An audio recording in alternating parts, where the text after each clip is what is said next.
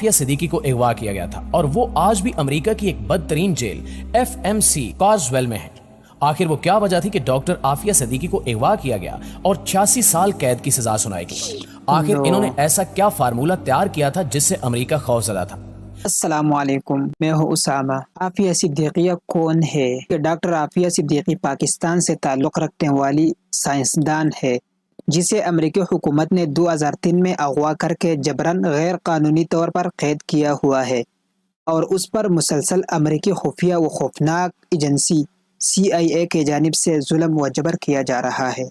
नाज़रीन, आजकल आफिया सिद्दीकी के बारे में बहुत खबर ज़ेर गर्दिश है, तो आज की रिएक्शन आफिया सिद्दीकी के बारे में ही है।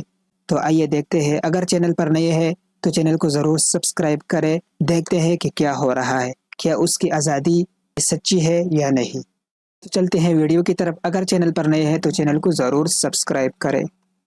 रियल वर्ल्ड के मुअज़्ज़िज़ दोस्तों, मैं हूं माजिद मलिक और आप तमाम देखने और सुनने वालों को अस्सलाम वालेकुम। नाज़रीन, आज से 20 साल पहले डॉक्टर आफिया सिद्दीकी को अगवा किया गया था और वो आज भी अमेरिका की एक बदतरीन जेल FMC कॉजवेल में है। आखिर वो क्या वजह थी कि डॉक्टर आफिया सिद्दीकी को अगवा किया गया और 86 साल कैद की सजा सुनाई गई? आखिर इन्होंने ऐसा क्या फार्मूला तैयार किया था जिससे अमेरिका खौफजदा था?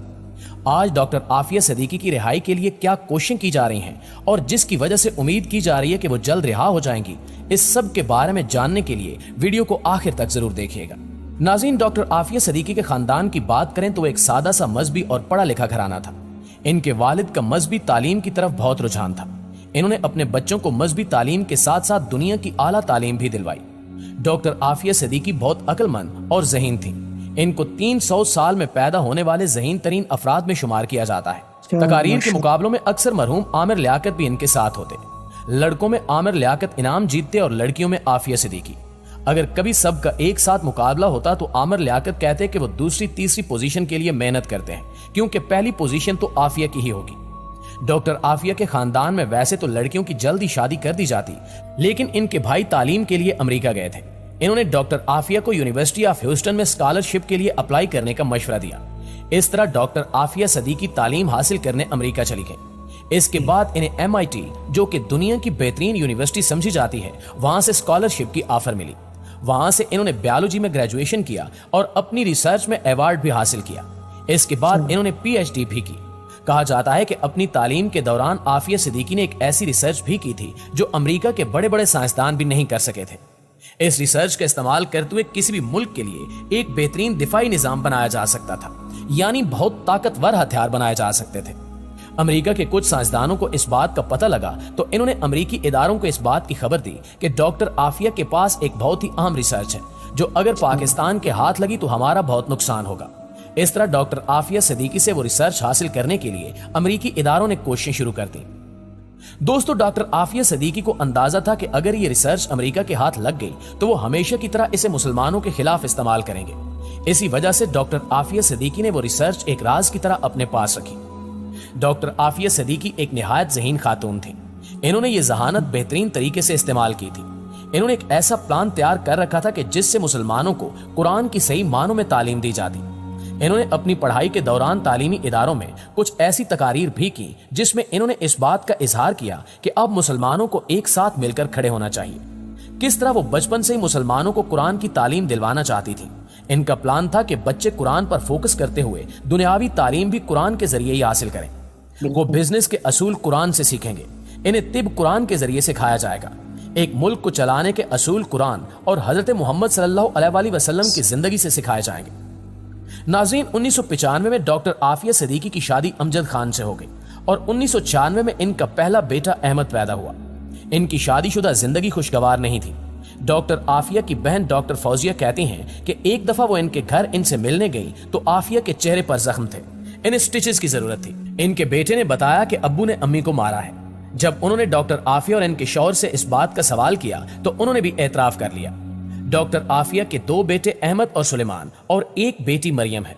इनकी शादी कामयाब नहीं हो सकी और 2002 में इनकी तलाक हो गई, जिसके बाद इनके साबिक शौहर आफिया पर इल्जाम लगाते रहे कि वो एक खतरनाक खातून है जो दहशतगर्दी में मुलविस है।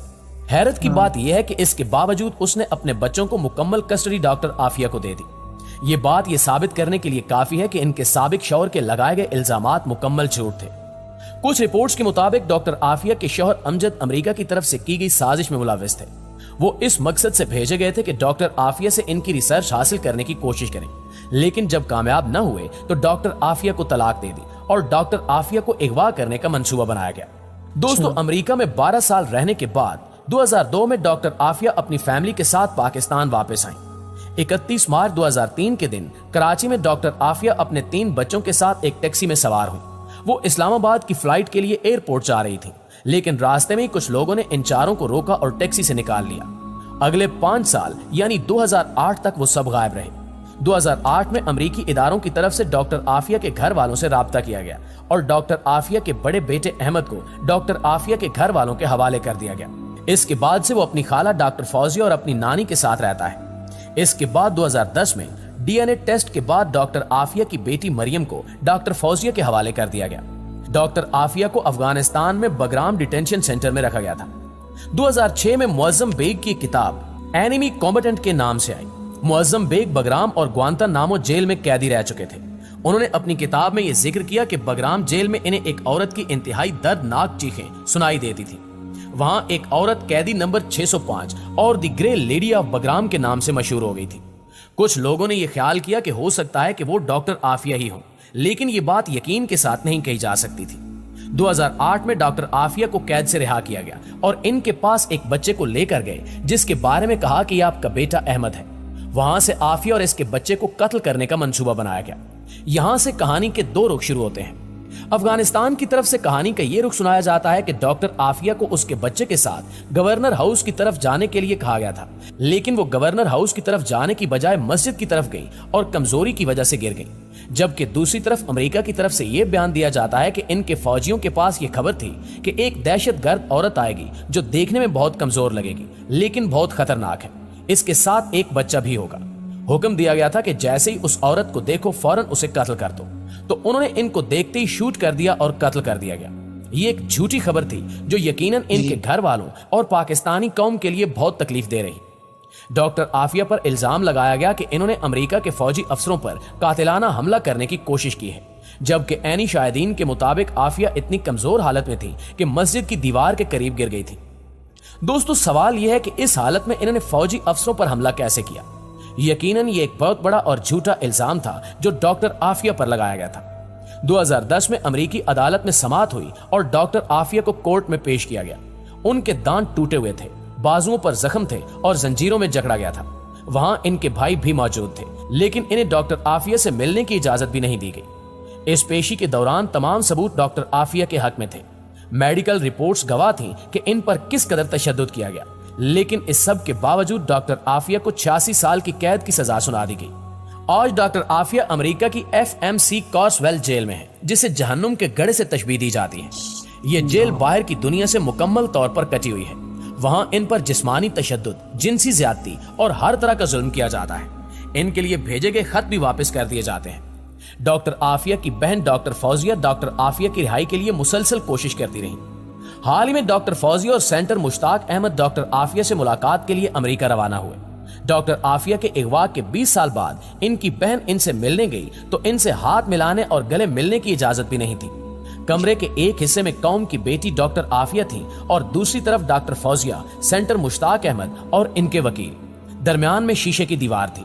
अल्लाह ताला डॉक्टर आफिया की रिहाई और वतन वापसी के लिए की जाने वाली कोशिशों को कामयाब करे और हमें अपने अजीम लोगों की कदर करने वाला बना दे। आमीन। तो नाजरीन, ये वीडियो आपको कैसे लगी कमेंट्स में अपने राय का ज़रूर इजहार करें। वीडियो को लाइक करें, चैनल को सब्सक्राइब करें, अपना बहुत सारा ख्याल रखें और आफिया सिद्दीकिया को दुआओं में याद रखें कि अल्लाह ताला उनको जल्द रिहाई नसीब करे और उन जालिमों की पकड़ से निजात दिलाए। आमीन सुम्मा आमीन।